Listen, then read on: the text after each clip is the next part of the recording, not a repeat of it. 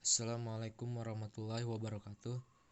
Saya Muhammad Raihan Putra dengan NIM 2002838 akan menjelaskan tentang sejarah arsitektur Cina. Arsitektur Cina punya gaya yang khas ya. Mereka menekankan gaya arsitekturnya itu pada bidang horizontal, khususnya pada panggung-panggung yang berat, lalu dengan atap-atapnya yang luas dan terlihat mengapung di atas dasar tanah dengan dinding yang berpola vertikal. Nah, gaya arsitektur Cina ini sangat berlawanan dengan arsitektur Barat yang cenderung menekankan pada tinggi bangunannya dan kedalaman bangunan. Nah, arsitektur Cina itu menekankan pada dampak visual dari jarak yang menyangkut bangunan tersebut. Oke, kita masuk ke timelinenya. Timeline sejarah Cina ada zaman kuno dan zaman kerajaan. Nah, di zaman kuno ini dimulai dari dinasti Xia. Dinasti Xia yang dimulai dari tahun 2100 sebelum Masehi sampai sekitar 1600 sebelum Masehi. Lalu berlanjut ke dinasti Shang, dinasti Zhou, periode musim semi dan musim gugur, lalu ke periode negara perang. Nah, setelah zaman kuno muncullah zaman kerajaan yang dimana diawali oleh dinasti Qin pada tahun 221 sebelum Masehi sampai tahun 206 sebelum Masehi. Nah, dari dinasti Qin ini terus berlanjut sampai dinasti Han, zaman 3 negara, Jin dan 16 negara sampai ke dinasti Ming pada tahun 1368 sampai 1644 dan diakhiri di zaman kerajaan dengan dinasti Qing pada tahun 1644 sampai 1911. Nah, arsitektur pada peradaban Cina ini yang menonjol arsitekturnya itu beberapanya ada 4 contohnya ya. Jadi ada The Great Wall of China, tembok Cina yang dibangun pada abad ke-18 di dinasti Ming yang panjangnya itu 8.000 km. Fungsinya itu untuk mencegah serbuan bangsa Mongol, untuk strategi perang juga. Lalu yang kedua ada The Forbidden City atau istana terlarang ya, ada di Cina juga, di Beijing. Lalu itu fungsinya untuk istana dan museum. Lalu yang tiga ada Temple of Heaven, itu dibangun di dinasti Ming pada tahun 1400-an. Lalu yang terakhir contohnya juga ada Lingyin Temple yang dibangun pada tahun 1993. Nah, mungkin itu sedikit untuk sejarah arsitektur Cina-nya. Terima kasih. Selanjutnya adalah teknik konstruksi. Melihat bagaimana sejarah Cina sendiri. Posisi arsitektur Cina bisa sama tuanya dengan usia peradaban Cina. Etnis Cina menggunakan sistem konstruksi asli atau lokal yang dimana menjaga dan memegang teguh prinsip-prinsip karakteristiknya mulai dari zaman dahulu kala hingga sampai saat ini.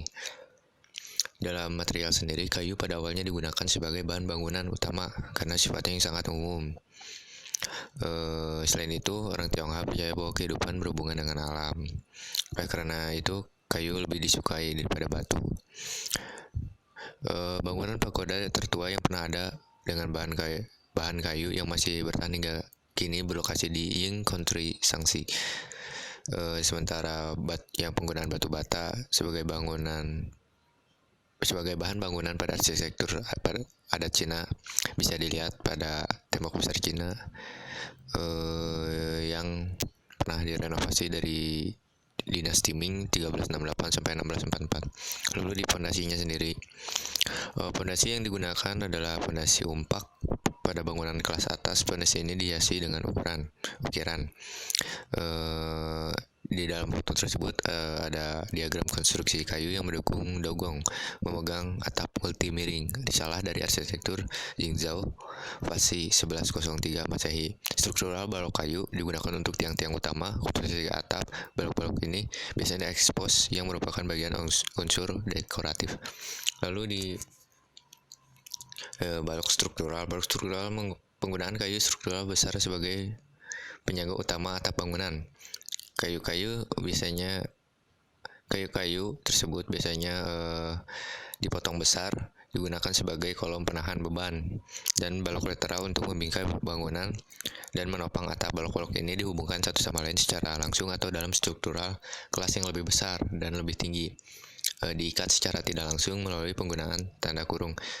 Selanjutnya adalah sambungan struktural. Sambungan struktural dapat terlihat di diagram foto tersebut. Sambungan struktural menggunakan lubang dan pen. Sambungan lurus berkait sambungan ekor burung kemudian dipasak bukan dengan paku. Dengan penggunaan sistem ini, bangunan akan bersifat fleksibel, menyerap guncangan, getaran, dan gerakan tanah akibat gempa bumi yang terus menerus menimpa kerusakan signifikan terhadap strukturnya. Selanjutnya adalah atap. Pada atap sendiri kebanyakan dengan sudut kemiringan yang cukup tinggi, model gablet, kadang dengan atap tunggal atau bertumpuk pada bangunan orang kaya atau agama. Biasanya atap dengan lengkungan yang besar pada puncak atap akan dihiasi dengan patung-patung keramik. Selain berfungsi sebagai hiasan tersebut berfungsi juga sebagai stabilitas atap. Terakhir adalah ornamen puncak atap. Di beberapa daerah pegunungan di Cina, kadang-kadang atap diperpanjang atau dimasukkan dari dinding bangunan untuk membentuk motoajang dinding kepala kuda yang berfungsi sebagai pencegah api dari bara api yang terbang. Selanjutnya ada langgam arsitektur Cina. Arsitektur Cina memiliki pengaruh yang cukup besar bagi negara-negara di dunia, terutama pada saat masa dinasti Tang. Terus apa sih cirinya? Yang pertama, memiliki penekanan pada artikulasi dan simetri bilateral.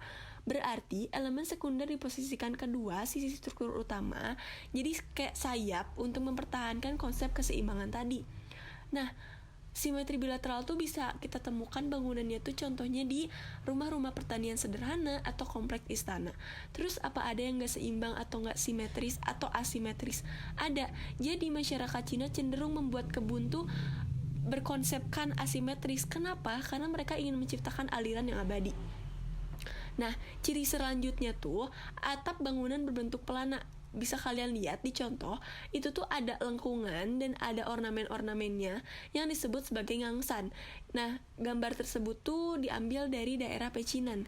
Selanjutnya, penggunaan kayu di profil ataupun dihias dengan motif dan dipoles biasanya dengan warna ciri khas Cina seperti kuning, emas, atau merah. Lalu bangunan lebih mencitrakan kerakyatan karena mencerminkan masyarakat Tiongkok Selatan kaum pekerja. Maka, bangunan tempat tinggalnya tuh banyak mengalami akulturasi budaya lokalitas setempat yang lebih merakyat, jadi tidak ke struktur imperial seperti kuil dinasti. Nah, ada juga nih layout ruang tertutup pada arsitektur tradisional Cina yang dapat kita bagi menjadi dua bentuk. Yang pertama ada courtyard. Bisa kalian lihat ada itu gambarnya. Itu tuh bangunan Si Heiyuan. Si Heiyuan tuh rumah bersejarah atau tempat tinggal di Cina yang paling terkenalnya tuh biasanya di desa Shanxi. Jadi ini tuh terdiri dari ruang kosong dikelilingi oleh bangunan terhubung satu sama lain baik secara langsung atau melalui beranda. Nah, meskipun halaman terbuka yang luas kurang umum ditemukan di arsitektur Cina Selatan, konsep ruang terbuka dikelilingi oleh bangunan yang terlihat di kompleks halaman utara bisa kita lihat di struktur bangunan selatan dengan istilah skywell. Struktur ini pada dasarnya sebuah halaman relatif tertutup terbentuk dari persimpangan bangunan berdekatan dan menawarkan lubang kecil ke langit melalui ruang atap dari lantai atas. Itu tuh buat apa sih? Fungsinya untuk sebagai ventilasi, pengaturan suhu pada kompleks bangunan, pencahayaan, dan untuk menjaga angin utara yang dingin. Tambahan ciri dari arsitektur Cina tuh identik dengan memiliki taman di tengah-tengah bangunan. Jadi taman tersebut dikelilingi oleh bangunan. Nah, ini ada beberapa contoh bangunan yang terkenal di Cina yang sudah dijelaskan oleh Raihan. Saya akan menambahkan sedikit. Tembok besar Cina tuh berfungsi untuk menara pengintai, garis pertahanan, batas kepemilikan, dan perbatasan. Lalu ada Summer Place yang merupakan gedung yang menyatu serasi merefleksikan hubungan harmonis antara alam dan manusia. Kenapa bisa dikatakan seperti itu? Karena seluas 300 hektar ini tuh berdekatan atau bersebelahan dengan Danau Kunming. Makanya disebut hubungan harmonis. Selanjutnya, ada kota terlarang. Nah, di sini tuh bisa kita lihat bukti dari ciri khas arsitektur tradisional Cina. Nah, di kota terlarang kita bisa lihat ini memiliki bangunan yang simetris. Terus lantai istana tuh dibuat dari marmer putih dan tiang penyangga tuh harum karena dibuat dari kayu hutan rimba. Selanjutnya ada Longhua Pagoda terbuat dari kayu bata, dan dekat pintu gerbang kuil terdapat 3 menara lonceng. Jadi tiap pergantian tahun tuh lonceng tersebut suka dibunyikan, dan memiliki 4 aula utama. Ada aula yang memiliki sebuah patung Buddha, 18 arohat, dan pahatan Dewi Kuan Yin sebagai simbolis reinkarnasi. Ornamen khas Cina. Nah, budaya Cina yang sudah ada sejak ribuan tahun yang lalu itu penuh dengan muatan simbolisasi dan makna yang semakin mendalam. Ada 2 jenis simbol. Yang pertama adalah simbol fisik.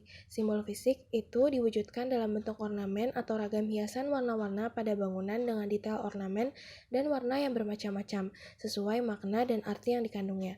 Yang kedua adalah simbol non-fisik. Simbol non-fisik ini biasanya terlihat berkaitan dalam prosesi-prosesi maupun kebiasaan-kebiasaan atau tata cara yang berlaku terutama pada proses ritual. Macam-macam ornamen. Yang pertama adalah naga atau liong. Nah, naga bagi masyarakat Cina merupakan hewan yang paling populer, yang sering digunakan dalam ragam hiasan bahkan dalam prosesi. Naga juga dipercaya merupakan hewan yang memiliki tenaga yang berubah-ubah dan sangat berkuasa. Dan juga naga merupakan simbol kekuatan, keadilan, dan juga kekuasaan.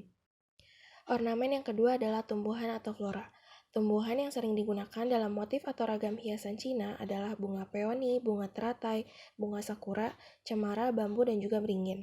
Tanaman ini memiliki ketahanan akan cuaca pada segala musim sehingga disebut juga sebagai Ban Jian Jing atau muda sepanjang tahun. Ornamen yang ketiga adalah geometri. Nah, bentuk geometri yang digambarkan biasanya tidak mengacu pada satu bentuk tertentu, melainkan hanya merupakan permainan pola tertentu. Nah, simbol di samping bernama simbol Patqua. Nah, simbol ini dipercaya dapat menolak pengaruh hawa jahat dan mendatangkan kemakmuran serta keselamatan. Filosofi arsitektur Cina. Filosofi yang pertama adalah Tian Yuan Tifang. Filosofi ini mengatakan bahwa langit berbentuk bulat sedangkan bumi itu sebenarnya berbentuk kotak atau persegi. Di mana jika ditelisik lebih mendalam, bentuk kotak atau persegi merupakan lambang keteraturan dan intelektualitas manusia, dan bentuk bundar merupakan lambang ketidakaturan sifat alam. Filosofi ini diterapkan pada arsitektur Cina di mana bangunan yang berfungsi tempat-tempat pemujaan kebesaran Tuhan memiliki bentuk dasar 4 bulat lingkaran, sedangkan permukiman masyarakat memiliki bentuk dasar kotak. Filosofi yang kedua adalah Yin Yang. Filosofi Yin Yang adalah sebuah konsep dualitas yang saling bertentangan atau oposisi satu dan lainnya, namun memiliki maksud untuk saling melengkapi demi terciptanya keseimbangan, keselarasan, dan keharmonisan alam ini. Simbolisasinya merupakan roda lingkaran anasir, Yin dan Yang, di mana masing-masing anasir menguasai setengah bidang lingkaran yang melambangkan hukum keseimbangan, juga roda siklus kehidupan yang berputar aktif dan tidak statis. Contoh Yin dan Yang adalah utara-selatan, laki-perempuan, air-api, siang dan malam. Dan aplikasi Yin Yang dalam ilmu arsitektur Cina adalah pada penggunaan sumbu-sumbu berlawanan pada tiap bangunan Cina, seperti utara-selatan, timur, dan barat. Filosofi yang ketiga adalah Feng Shui. Feng Shui adalah tradisi dari arsitektur Cina yang umumnya berhubungan dengan pemilihan site, mendesain, konstruksi, dekorasi interior, dan eksterior. Kalau diartikan per kata, Feng berarti angin dan Shui berarti air. Feng Shui mengkombinasikan antara surga, bumi, dan manusia untuk mencari keselarasan antara lokasi yang dipilih, orientasi doktrin alam, dan nasib manusia itu sendiri. Kemudian, Feng Shui juga dipengaruhi oleh keberadaan suatu 5 elemen dasar, yaitu kayu, api, tanah atau bumi, logam, dan air. Dan kelima unsur tersebut disimbolkan dengan arah mata angin yang berbeda-beda. Dari filosofi arsitektur yang dijelaskan sebelumnya, maka prinsip-prinsip dasar dalam arsitektur Cina adalah: yang pertama, memfokuskan pada bumi bukan surga, mengutamakan ilmu, pengetahuan bukan kemuliaan. Seperti tidak ada pembedaan prinsip antara bangunan sakral atau religius dengan bangunan umum, hanya arah kegiatan, susunan ruang yang memiliki penekanan berbeda, secara umum bersifat sekuensial horizontal, sakral hierarkis konsentris, mengutamakan posisi, gerak, dan orientasi manusia dalam ruang. Prinsip yang kedua adalah hierarki dan status. Pada umumnya dicirikan oleh lokasi lahan terhadap jalan utama, strategis, jumlah yard card, warna tiang, bentuk dan kerumitan ornamen atap, serta jumlah treff hall, 9 kaisar, 7 putra mahkota, 5 mandarin, dan 3 rakyat biasa. Prinsip yang ketiga adalah koordinasi atau orientasi. Sebagai sikap dan pandangan terhadap rumah sebagai sel dasar arsitektur dan keluarga merupakan mikrokosmos dari tatanan masyarakat umum sehingga pengaturan dan koordinasi sel dasar memiliki arti sebagai pengaturan dan koordinasi dunia. Prinsip yang keempat adalah tata ruang rumah. Yang kelima adalah struktur dan konstruksi. Konsep yang diterapkan pada rangka atap dan sistem saling tumpang, bukan kuda-kuda dengan penyangga miring dalam sebagai pendukung beban atap, dinding sebagai pembatas non-struktural, dan sistem bracket atau taukung. Yang keenam adalah stilistika. Seluruh permukaan bangunan penuh dengan dekorasi, pola lantai, diagonal jen, heksagonal kow, susunan bata ting, bangunan menggunakan konstruksi kayu dan dengan kombinasi warna yang menyolok seperti merah, kuning, dan hitam. Setelah mengenal banyak hal tentang Cina, kayak kurang elok kalau misalnya kita tidak mengenal budaya dan tradisi Cina, di mana bangsa yang besar tentu memiliki kebudayaan yang sangat beragam. Tidak terkecuali Cina. Dalam bidang kesenian terdapat barongsai. Barongsai ini budaya Cina yang paling menonjol. Kenapa? Karena pertunjukan yang atraktif dan keikutsertaan generasi mudanya. Seperti yang kita ketahui, contoh kayak kaum muslim yang terkenal arak-arakannya ketika menyambut bulan Ramadan. Nah, barongsai ini arak-arakan yang terkenal di Cina. Selanjutnya ada lenong. Lenong ini diperkenalkan oleh etnis Tionghoa. Jadi dalam pertunjukan yang tersebut berisi musik, lagu, dan nyanyian Betawi dan Cina. Yang ketiga, gambang kromong. Gambang kromong ini kesenian musik tradisional dari Betawi yang memadukan alat musik gamelan dan alat musik dari Tionghoa. Yang keempat ada wayang Potahiti. Jadi ceritanya di suatu penjara ada 5 orang yang bakal dihukum mati. 4 orangnya sedih sepanjang hari, sedangkan 1 orang ini berusaha untuk menghibur diri. Akhirnya mengajak 4 orang lainnya untuk memainkan wayang yang backsoundnya itu pakai panci dan piring yang ada. Nah, si kabar tentang irama menarik itu terdengar hingga ke kaisar. Akhirnya mereka diberi pengampunan. Selanjutnya ada musik tradisional Cina, seperti macam daruan, pasiao, erhu, dan kucing. Dalam bidang pertanian, pendatang Cina memperkenalkan budidaya padi, tebu, dan sayuran. Mereka juga memperkenalkan masakan Cina, kayak capcay, kue tiaw, koloke, dan bebek putih. Nah, cerita si capcay ini, suatu zaman itu banyak sekali sisa-sisa makanan, dan gak mungkin tuh, raja juga gak mau makan makanan sisa. Akhirnya juru masak tersebut berusaha untuk mengolah kembali. Akhirnya menjadilah capcay yang kita kenal hingga sekarang. Dalam bidang keamanan dan pertahanan, mereka telah menggunakan teknologi logam pada senjata tajam, senjata api, alat ritual, pelapis bagian dalam kapal. Selanjutnya ada pasukan terakota. Jadi pasukan terakota ini tujuannya untuk melindungi si Kaisar Qin telah meninggal. Jadi mereka tuh berada di sekitar makamnya si Kaisar Qin tersebut tuh. Dimana dibuat sehingga terkesan nyata, yaitu dengan menggunakan senjata asli dan dalam ukuran yang sebenarnya.